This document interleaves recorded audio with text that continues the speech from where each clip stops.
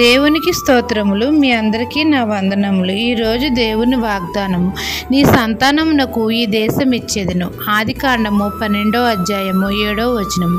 మహాపరిశుద్ధుడైన మన తండ్రి మనతో వాగ్దానం చేస్తున్నాడు, నీ సంతానమునకు ఈ దేశం ఇచ్చేదను అని. మనమందరము తండ్రి ఆజ్ఞలను, కట్టడలను, శాసనములను గైకొని ఆయన మార్గంలో నడిచినప్పుడు అలాగునే మన దేవుని పట్ల భయభక్తులు కలిగి జీవించాలి. నీతిని ప్రేమించి దుర్నీతిని ద్వేషించాలి. నీతిని హత్తుకోవాలి.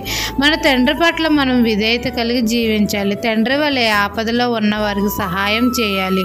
అందరితో సమాధానంగా ఉండి మనం అందరము అనుదిన ప్రార్థనా జీవితం కలిగి ఉండాలి. పరిశుద్ధత కలిగి దీనులే జీవించాలి. ఈ విధంగా చేసిన ఎడల తండ్రి మనల్ని ప్రేమించి ఆశీర్వదించి మన సంతానమునకు ఈ దేశం ఇస్తాడు. మన పిల్లల తరములను దీవిస్తాడు. ఈ దిన వాగ్దానము నా జీవితంలో నెరవేరాలని కోరుకుంటూ దేవుని సువార్త పరిచర్యలో మీ సహోదరి.